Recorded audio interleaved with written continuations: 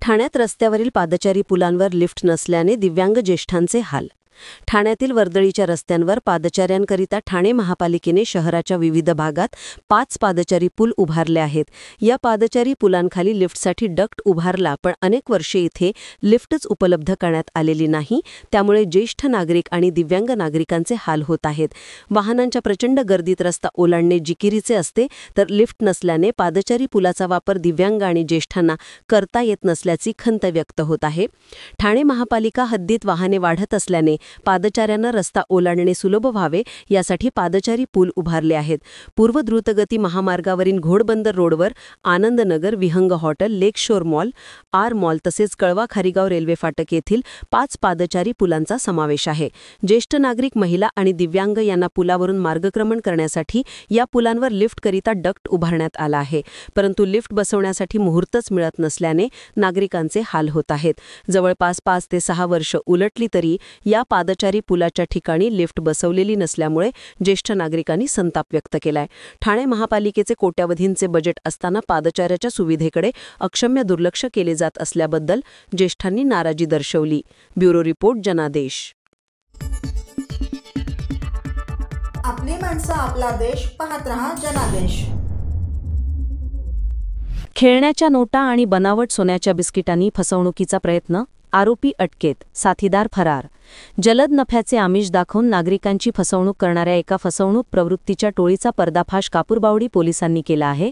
या कारवाईत पोलिसांनी एका आरोपीला अटक करून त्याच्याकडून खेळण्यातील नोटा व सोन्यासारखी दिसणारी बनावट बिस्किटे असा मोठा मुद्देमाल जप्त केला आहे।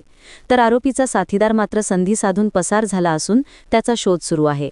फिर्यादी नितेश हरिश्चंद्र शेळके यांनी दिलेल्या माहितीनुसार एका इसमाने त्यांना रुपये 1 लाख दिल्यास त्याच्या बदल्यात केवळ 3 आठवड्यात 3 लाख रुपये परत देण्याचे आमिष दाखवले। या संशयास्पद व्यवहाराबाबत फिर्यादींना शंका आल्याने त्यांनी पोलिसांकडे तक्रार नोंदवली। त्यावरून कापूरबावडी पोलीस ठाण्यात गुन्हा दाखल करण्यात आला। या पार्श्वभूमीवर पोलिसांनी गुप्त माहितीच्या आधारे सापळा रचला। आरोपी दिनांक 3 नोव्हेंबर 2025 रोजी दुपारी सुमारे 2 वाजता ग्लोबल हॉस्पिटलजवळ साकेत बाळकुम रोड, ठाणे येथे नोटा घेऊन येणार असल्याची माहिती मिळाल्यानंतर पोलीस पथकाने अत्यंत शिताफीने त्या ठिकाणी कारवाई केली।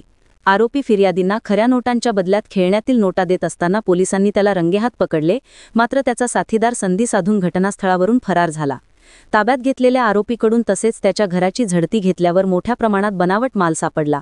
यामध्ये 500 रुपयांच्या नोटांच्या बंडल स्वरूपात आणि भारतीय बच्चों का बँक असे लिहिलेल्या खेळण्यातील नोटांचे एकूण 360 बंडल, सोन्यासारखी दिसणारी 38 पिवळ्या धातूची बिस्किटे, काळ्या रंगाची होंडा युनिकॉर्न मोटरसायकल असा मुद्देमाल हस्तगत करण्यात आला आहे। अटक आरोपीचे नाव संजय कुमार पकौडीलाल भारती, वय वर्ष 43, राहणार यशवंत चाळ, डॉक्टर श्रीकृष्ण हरी यांची खोली, पद्मानगर, भाजी मार्केट रोड, धामणकर नाका, भिवंडी असे असून तो नोकरी करत असल्याचे सांगितले आहे। प्राथमिक तपासात उघड झाले आहे की आरोपी व त्याचे साथीदार हे लोकांना कमी मुदतीत अधिक पैसे परत देण्याचे खोटे आश्वासन देऊन त्यांच्या विश्वासात घेत असत। त्यानंतर बळी व्यक्तीकडून रोख रक्कम घेऊन त्यांना खेळण्यातील नोटांच्या बंडलांनी फसवत असत। या बंडलांच्या वर आणि खाली 2-2 खऱ्या नोटा ठेवून संपूर्ण बंडल खऱ्या नोटांचे असल्याचा भास निर्माण केला जात असे। तसेच आरोपी लोकांना स्वस्तात सोने मिळवून देतो असे सांगून त्यांच्याकडून रक्कम घेऊन खोटे सोने देत असल्याचेही पोलीस तपासात समोर आले आहे। कापूरबावडी पोलिसांनी सांगितले, अटक आरोपी व त्याचे साथीदार यांनी याच पद्धतीने आणखी काही लोकांची फसवणूक केली असण्याची शक्यता असून पुढील तपास सुरू आहे। आरोपीच्या साथीदाराचा शोध घेण्यासाठी पथक कार्यरत आहे। यातील फिर्यादी जे आहेत, शेळके नावाची फिर्यादी आहेत, त्यांना एक व्यक्ती भेटला होता। त्यांची प्रवासादरम्यान ओळख झाली होती। 1 लाख रुपयाच्या बदल्यात त्यांना 3 लाख रुपये देतो असं त्यांना सांगून त्यांच्याशी मैत्री वाढवली आणि फिर्यादीला भेटून त्यांच्याकडे 1 लाख रुपये घेतले। ज्यावेळेस फिर्यादी 1 लाख रुपयाच्या बदल्यात 3 लाख रुपये त्याच्याकडे मागणी करत होते, त्यावेळेस ह्यातील जो आरोपी आहे त्यांनी डुप्लिकेट ज्या नोटा, जे खेळण्यातल्या नोटा, त्या नोटाचे बंडलवरती ओरिजिनल नोटा लावून ते 3 लाख रुपये घेऊन आला होता आणि फिर्यादीला तो देत असताना फिर्यादीला संशय आला। त्याच्यानंतर ही पूर्ण हकीकत आपल्याला निष्पन्न झाली। त्याच्यामध्ये ही एक मोठी टोळी कापूरबावडी पोलीस स्टेशनच्या अधिकाऱ्यांनी ओपन केलेली आहे। यापूर्वी यांनी अशा प्रकारचे गुन्हे या टोळीने केलेले आहेत। तर यांची मोडस 2 पद्धतीने निष्पन्न झाली आहे। एक तर हे लोकांकडून 1 लाख रुपयाच्या ऐवजी 3 लाख रुपये देतो किंवा 2 लाख रुपये देतो अशी जादा रक्कमचं आमिष दाखवतात. दुसरं, कमी किमतीत सोनं द्यायचं म्हणून पण ते लोकांना फसवतात. अशा पद्धतीची ही टोळी आहे. जवळपास आम्ही यातले 1 आरोपी आत्ता आमच्या ताब्यात आहे. आणखी 3-4 आरोपी आम्ही याच्यावर निष्पन्न केलेले आहेत. तर या फिर्यादीच्या तक्रारीप्रमाणे हा CR नंबर 806/25 हा कलम 318(4) या सेक्शनप्रमाणे दाखल झालेला आहे. फिर्यादीच्या अंगझडतीमध्ये आणि फिर्यादीच्या घरझडतीमध्ये या 360 खोटे जे मुलांना खेळण्यात वापरण्याच्या नोटांचे बंडल आपल्याला प्राप्त झाले आणि ह्या मोठा डिटेक्शन कापूरबावडी पोलीस स्टेशनचे डिटेक्शन टीम त्यांनी केलेलं आहे. CP साहेबांनी त्यांचं अभिनंदन केलं आहे आणि पुढील तपास चालू आहे. आरोपी हा नॉर्थ साईडचा आहे. यापूर्वीचं कुठलंच रेकॉर्ड नाही आहे. आरोपी हा जी मेन टोळी प्रमुख आहेत त्यांच्याकडे डे टू डे पैशावरती म्हणजे डे टू डे डेली बेसिसवरती तो काम करायचा आणि ह्यातला जो मेन आरोपी आहे टोळी प्रमुख तो हे पूर्ण सगळे लोकांना कॉन्टॅक्ट करणं, त्यांच्याकडे पैशाची डिमांड करणं, त्यांना डुप्लिकेट सोनं दाखवणं आणि ज्यावेळेस डिलिव्हरीच्या वेळेस या व्यक्तीला पाठवणं, अशा पद्धतीची मोडस तपासामध्ये निष्पन्न झाली. आता ह्यापूर्वीचे अशाच प्रकारचे गुन्हे त्यांनी केलेले असल्याचं पण आम्हाला इन द इन्क्वायरी आम्हाला माहिती मिळाली आहे. आता मेन आरोपीचा आम्ही शोध घेतोय. मात्र आणखी काही गुन्हे या हद्दीतले किंवा इतर पोलीस स्टेशनच्या हद्दीतील निष्पन्न होतील असं आम्हाला संशय आहे. जवळपास आम्ही 3 ते 4 नावं आत्तापर्यंत निष्पन्न केली आहे आणि हे बाहेरच्या राज्यातील पण काही आरोपी याच्यामध्ये आहेत. आता आम्ही हे नोटा कशा मागवल्या, कुठल्या एजंट आहे, किती लोकांची फसवणूक केली आहे, ह्या पूर्ण तपास आम्ही करतोय. आता आरोपीला जवळपास 15 तारखेपर्यंत पोलीस कस्टडी आहे आणि अद्याप तपासाची प्राथमिक स्टेज असल्यामुळं आणखी ह्याच्यामध्ये अन्य आरोपी निष्पन्न होण्याची शक्यता आहे. असं मी या प्रसंगी नागरिकांना एवढंच आवाहन करतो की असं कमी किमतीत सोनं हे किंवा 1 लाख रुपयाच्या बदल्यात तुम्हाला 2 लाख देतो, 4 लाख देतो, असे जे फसवे प्रकार जे तुम्हाला लोक कॉन्टॅक्ट करून करतील, या सगळ्यांपासून तुम्ही दूर राहा, अलर्ट राहा. अशा कोणत्याही कमी किमतीत सोनं हे असं फसवणुकीचाच प्रकार आहे. 1 लाख रुपयाच्या बदल्यात 4 लाख देतो, 2 लाख देतो, हा पण शुद्ध फसवणुकीचा प्रकार आहे. तुम्ही सर्वांनी या बाबतीत सतर्कता बाळगा. असे लोक असतील तुम्ही स्थानिक पोलिसला तुमच्या जे कॉन्टॅक्टमधले पोलीस स्टेशन जवळचा. ब्युरो रिपोर्ट, जनादेश. आपली माणसं, आपला देश. पाहत रहा जनादेश. सर्व नागरिकांना आवाहन करण्यात येत आहे की सध्या डासांमार्फत पसरणाऱ्या डेंग्यू या आजाराचा प्रसार रोखण्यासाठी प्रत्येकाने पुढील प्रमाणे कार्यवाही करावी. डेंग्यू आजार एडिस इजिप्ती हा डास चावल्याने होतो. या डासांची पैदास साचलेल्या किंवा साचवलेल्या स्वच्छ पाण्यामध्ये होते. 8 दिवसांपेक्षा जास्त दिवस पाणी उघडे व साचून राहिल्यास त्यात डास अंडी घालतात. अंड्यांच्या अळ्या तयार होऊन पुढे डास तयार होतात.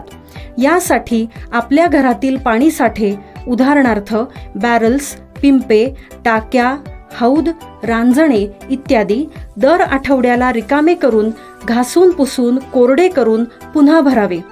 1 दिवस कोरडा दिवस म्हणून पाळावा. पाणी साठ्यांना घट्ट झाकणे बसवावीत किंवा जुनी साडी, चादर, धोतर यांनी बांधून झाकून ठेवावीत, म्हणजे डास त्यात जाऊन अंडी घालणार नाहीत. घराच्या गच्चीवर, आजूबाजूला, अंगणात कोठेही पाणी साचू देऊ नये. भंगार सामान उघड्यावर टाकू नये. उदाहरणार्थ टायर्स, प्लास्टिक सामान, कुंड्या, टाकाऊ वस्तू इत्यादी. अशा सामानात पावसाचे पाणी साठून त्यात डेंग्यूच्या डासांची पैदास होते. घरातील कूलर्स, फ्रीजच्या पाठीमागील ट्रे हे देखील वेळोवेळी कोरडे करावेत. लक्षात ठेवा, नुसत्या फवारणीने डास घनता कमी होत नाही, तर त्यासाठी डास पैदास ठिकाणे नष्ट करणे ही आपल्या सर्वांची जबाबदारी आहे. कोणताही ताप अंगावर न काढता जवळच्या शासकीय रुग्णालयात मोफत औषधोपचार घ्या. अशा प्रकारे नागरिकांनी सहकार्य केल्यास डेंग्यूचा प्रसार रोखणे सहज शक्य आहे.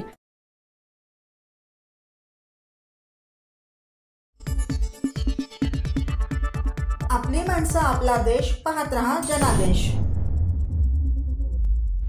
घोडबंदर रोडवरील रस्ते पुन्हा उखडले, नागरिक त्रस्त. मुंबई महानगर क्षेत्रातील वाहतुकीसाठी महत्त्वाच्या मानल्या जाणाऱ्या घोडबंदर मार्गावर गेल्या काही दिवसात झालेल्या पावसामुळे खड्डे पडले आहे.